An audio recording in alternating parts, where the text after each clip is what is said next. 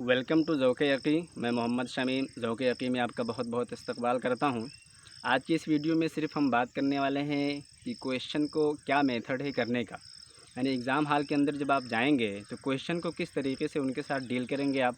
कोई मुश्किल है, कोई जोड़ा लगाने वाला है, किसी के साथ आपको दो चार्ट दिया हुआ है, मैच करना है, सब कुछ मैं आपको एक एक करके बताने वाला हूँ। तब तक आप मेरे साथ जुड़े रहें और वीडियो को एक लाइक कर दें, एक अच्छा सा कमेंट कर दें और दोस्तों के साथ शेयर करें। तो बिना किसी तमहीद के सबसे पहले ये जान लें कि जो तैयारी होती है किसी भी एग्ज़ाम की 100% नहीं होती है। तो आपको तो ये जो टेंशन है पहले घर रख के जाना है कि भैया कोई कितना भी पढ़ ले, कुछ ना कुछ तो ऐसा आ ही जाता है एग्ज़ाम में जो नहीं पता रहता है हर किसी को। इवन कि मैं इधर बैठा हूँ, आपको लगता है कि मैं बहुत ज़्यादा स्ट्रगल करके आया हूँ, मैं सब कामयाब हूँ और फील्ड में, लेकिन नहीं, बहुत सारे क्वेश्चंस ऐसे थे जो मुझे नहीं आते थे सीरियसली। तो ऐसा आपके लिए भी है। जो भी बंदा एक मरतबा कामयाब होके जाता है तो ऐसा नहीं उसको 100% सब कुछ रहता है। जो एक नंबर रखा जाता है, जो कट ऑफ बनती है, उसके अंदर आप आ जाएँ बस काफ़ी। ज़रूरी थोड़ी कि आप 100 में से 100 नंबर लाएँ। तो ये बात भूल जाएँ कि किसी भी एग्ज़ाम में आपकी 100% तैयारी होती है। आदमी अपनी तरफ से कोशिश करता है, जितना एफ़र्ट लगा सकता है वो लगाता है, उसके बाद फिर वो ऊपर वाले पे छोड़ता है कि भैया अब हम जितना हो सकता था हमने कर लिया है, अब ऊपर वाला ही समझे। तो आपको ये भूल जाना है कि तैयारी हमारी नहीं हुई। अब आप ये समझें कि हमारी तैयारी मुकम्मल है।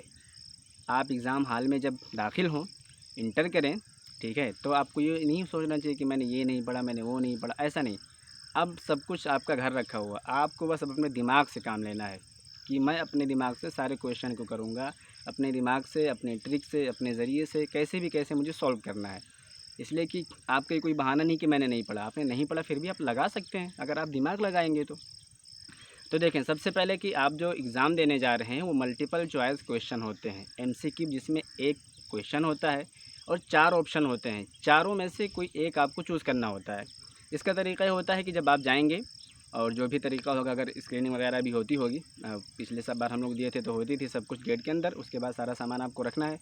मोबाइल के ताल्लुक से ये है कि जो सेंटर वगैरह होते हैं वो लोग एहतमाम करते हैं। तो कभी कोई चार्ज करता है 10-20 और कभी कोई नहीं करता है, और कुछ लोग नहीं ले जाते हैं, तो ये आपके ऊपर है, आप चाहें तो ले जाएँ, चाहें तो नहीं ले जाएँ। बैगेज वगैरह वो सब कभी ख़्याल रखा जाता है, कभी नहीं, वरना एनटी में साफ-साफ लिखा है कि हम ज़िम्मेदारी इसकी नहीं लेते हैं।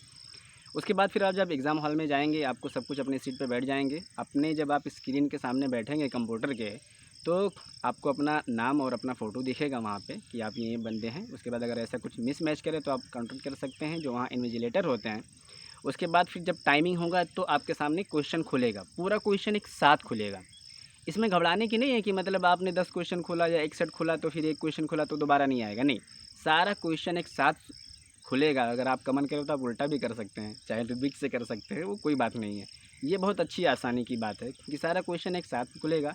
आप स्क्रीन को स्क्रॉल करते जाएँ, क्वेश्चन आता रहेगा, क्वेश्चन आता रहेगा, क्वेश्चन आता रहेगा। अब इसको करने का सबसे अच्छा तरीका ये है कि सबसे पहले वहाँ पे 4 ऑप्शंस होते हैं। एक तो होता है बिल्कुल मतलब हरा-हरा, जिसमें बोलते हैं इसकी, अगर आप उसको क्लिक करेंगे और रखेंगे सेव एंड नेक्स्ट, तो मतलब कि आप आगे जाएँगे और वो हरा-हरा निशान हो जाएगा। फिर अगर आप रखते हैं कि रिव्यू एंड नेक्स्ट, तो वो मतलब हल्का-सा पीला टाइप का हो जाएगा। फिर और रखेंगे रिव्यू, तो सिर्फ़ हल्का थोड़ा और ज़्यादा पीला रहेगा। फिर अगर नहीं अटेम्प्ट करेंगे तो लाल-लाल हो जाएगा। तो इसमें सबसे अच्छी बात ये होती है कि अगर आपने एक क्वेश्चन किया और दूसरा रिव्यू पे डाला हुआ है, तो आपके बगल में से एक विंडो खुल के आती है। नहीं खुली हो तो वहाँ कोने से एक ऑप्शन होता है, उसको खोल सकते हैं। ठीक है? हल्की सी ऐसे इतनी बड़ी आएगी ऐसे, वहाँ से वो देख सकते हैं कि 7 क्वेश्चन दिखाएगा, उसमें भी स्क्रॉल कर सकते हैं और किस-किस क्वेश्चन पे कैसा-कैसा टिक लगा है। अब उसी क्वेश्चन पे आप ले जाके कर्सर को क्लिक करेंगे, तो वो सीधा आपको वहीं पहुँचा देगा जिसको आपने रिव्यू पे डाला होगा। अब तरीका क्या है? बहुत इंटरेस्टिंग है। देखें, सबसे पहले आप क्वेश्चन जब चालू करना शुरू करें, तो सबसे पहले आप ये देखें कि कौन-सा क्वेश्चन आपके लिए सबसे ज़्यादा ईज़ी है।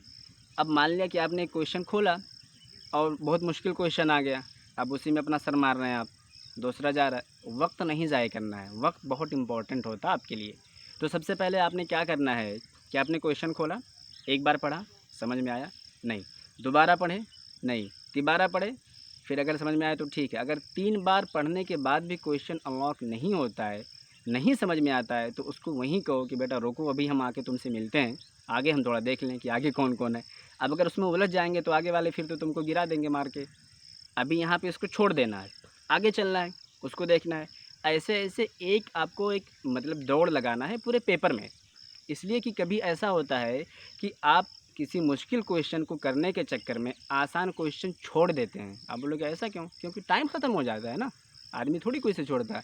टाइम ख़त्म हो जाएगा तो ऑटोमेटिक वो सबमिट हो जाता है, स्क्रीन आपकी बंद, वो कुछ नहीं कर सकते। वो जैसे होता है इन्विजिलेटर होते थे तो आके कॉपी खींचते थे कि लाओ कॉपी लाओ, बोलते सॉरी 2 मिनट 2 मिनट, बोले भाई 3 घंटे में कुछ नहीं कर पाया, 2 घंटे में क्या कर लेगा, बोलते हैं 2 मिनट 2 मिनट 2 मिनट। लेकिन यहाँ ऐसा कुछ नहीं है, कुछ कहना ही नहीं है, वो ऑटोमेटिकली हाँ ठीक है जीपीएस से सेट रहता है। वो जैसे मतलब टाइम एंड डेट होती है, जैसे टाइम हुआ 3 घंटे के बाद ऑटोमेटिक वो सब कुछ गायब आपकी स्क्रीन से।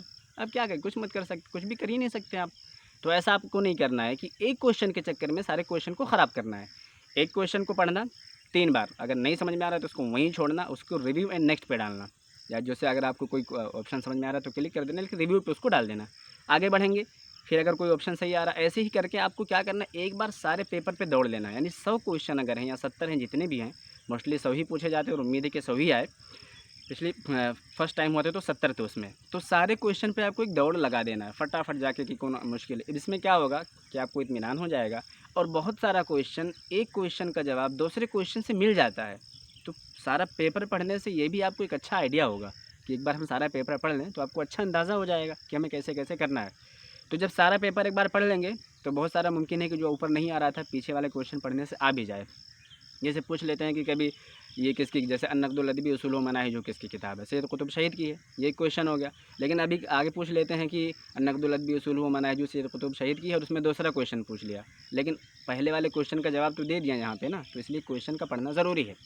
इसके बाद फिर क्या करना है, आपको 2-3 चीज़ों का ध्यान देना है। एक, आपको दौड़ लगानी है सबसे पहले, फिर जब सारे क्वेश्चन आपको जो ईज़ी लगते थे सबने कर दिए, फिर आप रिव्यू पे जाना है। रिव्यू वाले क्वेश्चन को देखना है जो आपने रिव्यू पे डाले थे, वहाँ विंडो से जाके क्लिक कर सकते हैं, ऑप्शन पे जाके आपको दिखेगा 2 नंबर ऑप्शन रिव्यू पे है, 3 नंबर ऑप्शन, उस पर कर्सर क्लिक करेंगे, ले जाके फ़ौरन वो आपको वहीं पहुँचा देगा, आप उसको देखें। और दूसरी सबसे अच्छी बात ये है कि आपको रिव्यू के साथ साथ क्या ध्यान देना है, यानी किस तरीके से आपको पेपर करना है। लेकिन फ़र्स्ट टाइम जो आपके ज़हन में क्लिक हो ना, आप उस पे लगा दें जिसके बारे में आपको नहीं पता है। अब जैसे बहुत सारे लोग पूछते रहते हैं तुक्का कैसे लगाना है, तो ये तो ऑप्शन हो गया पहले कि आप उन क्वेश्चन को करना है जिसके बारे में आप सैटिस्फाइड हैं 100%। पहले आप उसको कर दें, फिर आपको इत्मीनान होगा कि हाँ हमने इतने सारे क्वेश्चन कर दिए, अब इतने हमारे बाकी हैं, अब हम इसमें अपना दिमाग लगाते हैं और सोचते हैं। तो इसमें क्या करना है, आपको 2-3 चीज़ों को ध्यान देना है। जो रिव्यू वाले हैं जो मुश्किल होते हैं उसमें देखें लैसा क्या ध्यान देना है। कभी-कभी हम लैसा नहीं देखते हैं और जैसे कि लैसा मिन मुअल्लिफ़ात, लैसा मिन आसिर शुअरा लैसा करके, तो उसमें हम गड़बड़ मतलब धोखा खा जाते हैं। लफ्ज़ लैसा नहीं देखते हैं कि इसका मतलब नॉट होता है और यहाँ पे जो मतलब मैच करता है वही डाल देते हैं, यहाँ पे जो नहीं मैच करता उसको डालना था। जैसे शाज़ के बारे में आता है, तो ये सब चीज़ें हमको देखनी है। अब मैं आपको बताऊँ कि इसके अलावा भी आपको किन-किन चीज़ों पर ध्यान देना है। पहली बात तो ये है कि क्वेश्चन को अच्छे से पढ़ने के बाद आपको ऑप्शन को भी पढ़ना है। ऐसा होता है कुछ लोग क्वेश्चन पढ़ते हैं, खट से ऑप्शन लगा देते हैं बिना पढ़े हुए। और देखिए वो लोग क्या बोलते हैं, यहाँ लिखा हुआ है डिस्क्लेमर में कि चारों ऑप्शन में से जो सबसे सटीक होगा, आपके क्वेश्चन का जवाब सही हो सही उससे नहीं मतलब है, जो वहाँ ऑप्शन दे रखा है चारों, उसमें से कौन सबसे सटीक है वो आपको लगाना है। नियर अबाउट नहीं चलेगा, ठीक है, सब्जेक्टिव में नियर अबाउट चलता है, यहाँ नहीं, यहाँ एक्यूरेट चाहिए। दूसरा मतलब एक ही सही होगा, दूसरा होगा ही नहीं, ठीक है। तो उस पर आपको ध्यान दे के लगाना है। दूसरी बात जो है तुक्का के ताल्लुक से कि किस तरीके से लगाना। पहले आपने सारे क्वेश्चन लगा दिए जिसमें सेटिस्फाइड थे, फिर आप किसी में 50-60% थे, तो उसमें आपको क्या करेंगे, मतलब अपना जहन लगाएं।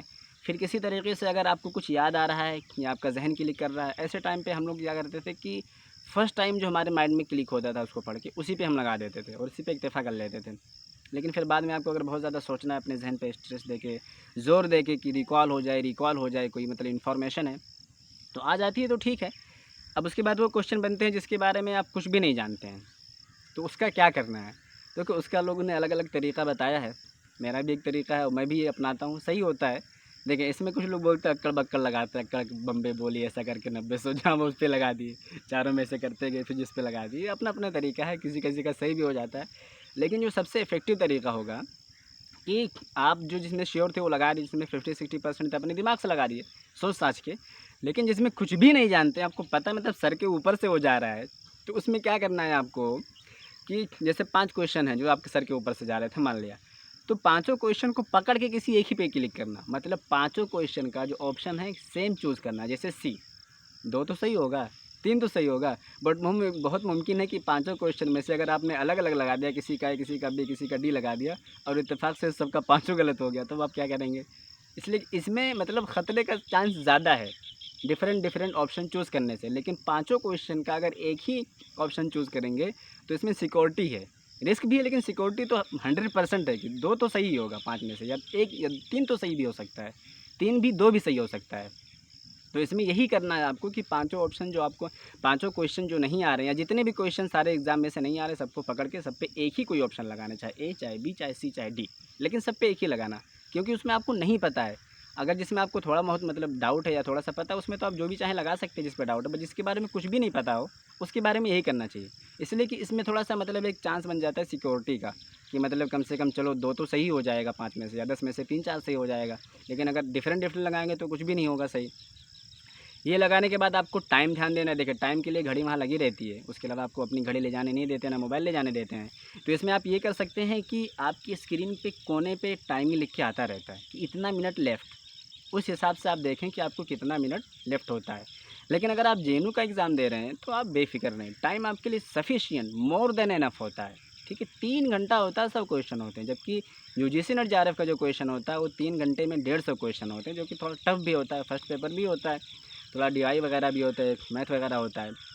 लेकिन फिर भी अगर आप जेएनयू का दे रहे हैं तो आप वक्त का टेंशन मत लें, लेकिन फिर भी आप वक्त देखते रहें और वक्त के हिसाब से काम करें। और जो मेरी बात याद रखिए, पहले सारे पेपर को ज़रूर कर लेना, इसलिए कि बाद में ऐसा होता है ना कि आखिरी में 20 क्वेश्चन जो बहुत ईजी थे, आपने जल्दीबाजी के चक्कर में इधर-उधर लगा दिया, जबकि आप अगर अच्छे से करते तो सही कर सकते थे। तो इन्हीं सब चीज़ों का ख्याल रखना है, टाइम को देखते रहना है और माइंड को बिल्कुल अपना कॉन्फिडेंस से पुर रखना है, भरा रखना है। क्यों? आप अगर ये जाते वक़्त सोच लें या अपना अपना क्वेश्चन क्लिक करते वक़्त या एग्ज़ाम देते वक़्त सोच लें कि पता नहीं मेरा होगा कि नहीं होगा, तो आप डर गए। आपकी ये सोच लेने से तो आपका हो नहीं जाएगा, तो आप क्यों सोच रहे हैं कि मेरा होगा या नहीं होगा? आपकी इस सोच लेने से कि मेरा होगा नहीं होगा, आपके दिमाग पे सिर्फ़ ज़ोर पड़ेगा, आप डरेंगे, चीज़ें आपकी मतलब गड़बड़ हो जाएँगी। आपको सोचना नहीं है, आप एग्ज़ाम देंगे, आंसर की आएगी, फिर रिज़ल्ट आएगा, तब पता चलेगा होगा कि नहीं होगा। पहले ही सोच के आप उस चीज़ को क्यों ख़राब कर रहे हैं? या इसके सोचने से कि मेरा होगा, नहीं होगा, अगर नहीं होगा तो क्या होगा? इसको सोचने से कोई फ़र्क पड़ेगा आपको? या आपका अच्छा हो जाएगा? उल्टा नुकसान हो जाएगा आपका। आप मतलब स्ट्रेस में आ जाएँगे, टेंशन में आ जाएँगे, तो आपको ये नहीं सोचना मेरा होगा, नहीं होगा। बस सोचो कि मेरा हो जाएगा बस, ये सोचो कि मेरा हो जाएगा। बिल्कुल आप मतलब अ, एतमाद के साथ, पूरे यकीन के साथ, कॉन्फिडेंस के साथ जाए कि मैं पढ़ के आया हूँ, देखता हूँ एग्ज़ाम ये कहाँ-कहाँ से पूछते हैं। मैंने यहाँ से पढ़ा था, वहाँ से मैंने जितना भी पढ़ा या मैं अपने दिमाग से लगा ले जाऊँगा ऑप्शन देख के, सही कर ले जाऊँगा कि इसका कौन-सा सही है। तो बिल्कुल आपको एक्साइटेड रहना है पेपर को अटेम्प्ट करने के लिए कि देखता हूँ कहाँ से क्वेश्चन आता है, कैसा आता है, उसको मैं लगाऊँगा। आप पहले कि कहीं ऐसा ना पूछ लें, वैसा मतलब सर आपने मुंडी लटका दी, तो फिर तो आपका जो दिल है ना, वो अंदर से आपको मोटिवेट नहीं रख पाएगा। खुद को अपने आप को बोलते हैं दिमाग और दिल दोनों का तालमेल बना के रखना है, वरना जहाँ बिगड़ा वहाँ बिखर जाओगे फिर।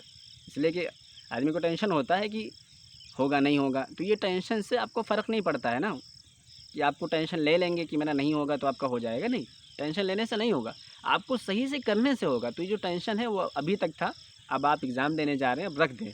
अब मैदान जंग में जा रहे हैं, मतलब उस टेंशन को बीट करने जा रहे हैं, यानी जो टेंशन आपको होगा उसको ख़त्म करने जा रहे हैं। लेकिन टेंशन को ख़त्म करने के लिए ही आप टेंशन ले लेंगे तो टेंशन ख़त्म कहाँ से होगा? तो आपको बिल्कुल एक्साइटेड रहना है, फुल मोटिवेटेड रहना है, दिमाग और दिल का तालमेल बना के रखना है और शुरू से लेकर आखिर तक सारे जो क्वेश्चंस हैं एक दौड़ा लगा लेना है, एक दौड़ लगा देना फटाफट जाके सारे क्वेश्चन को, जो रिव्यू पे उसको रिव्यू करना, जिस पे तुक्का लगाना होगा, सबको पकड़ के कोई एक ही ऑप्शन लगाना, जिसके बारे में आप कुछ भी नहीं जानते बट जिसके बारे में कुछ नॉलेज होगी तो अपने हिसाब से लगाना और टाइमिंग का ध्यान रखना, बाकी फुल कॉन्फिडेंस के साथ होना और यही सारी बातें हैं और ये सोचना कि हम जीत गए। ऐसा कभी मत सोचना इतनी ही सीटें हैं, उतनी ही सीटें, ये सब की चीज़ें मतलब ये लूज़र की एक वो होती है। आप ऐसा क्यों सोचते हैं? अगर यही बंदे सब कुछ सोच ले तो फिर जाएगा ही नहीं कौन वहाँ पे, कोई फॉर्म ही नहीं भरेगा, भैया 2 ही सीट है तो हम क्यों जाएँ? बट नहीं, अरबिक में 15 सीट है, पीएचडी में 20 सीट है, ठीक है? तो कोई दिक्कत की बात नहीं है। आप अच्छे से जाएँ, अच्छे से तैयारी करें और आपका एग्ज़ाम होगा। अब जो कुछ बचा आपको रिवीज़न वगैरह करनी है वो कर लें और अपने आप को एक्साइटेड रखें, एडमिट कार्ड वगैरह डाउनलोड कर लें। थंब एबरेशन लेफ़्ट वाला जो मेल है वो, जो फीमेल अपना राइट जो अपना लगा सकते हैं उसमें जो जैसा उसमें इंस्ट्रक्शन लिखा होगा आपके एडमिट कार्ड में उसी हिसाब से अपने आप को फॉलो करें। फ़ोटो वगैरह चिपका कर लें, अपने साथ एक रख लें और तैयार हो जाएँ फुल मोटिवेशन के साथ, फुल कॉन्फिडेंस के साथ और जाके एकदम ज़बरदस्त अपना झंडा गाड़ के आएँ और अपने मतलब बोलते हैं ना कामयाबी का परचम लहरा के आएँ। तो मेरी नेक ख्वाहिशात और तमन्नाएँ आपके साथ है। और मैं आपको बेस्ट ऑफ लक बोलता हूँ और आपका जेएनयू में इस्तकबाल करने के लिए तैयार हूँ। आपका जेआरएफ क्वालीफाई हो, आपका केजीडी में हो, एमए में, जिस भी आप देना चाहते हैं, जहाँ भी देना चाहते हैं, जिस भी यूनिवर्सिटी में, और वैसे भी ज़िंदगी के तमाम मरहलों में कामयाब हो। तो चलिए मिलते हैं नेक्स्ट वीडियो में, तब तक अपना ख्याल रखें। Thank you, best of luck, all the best, thanks for watching.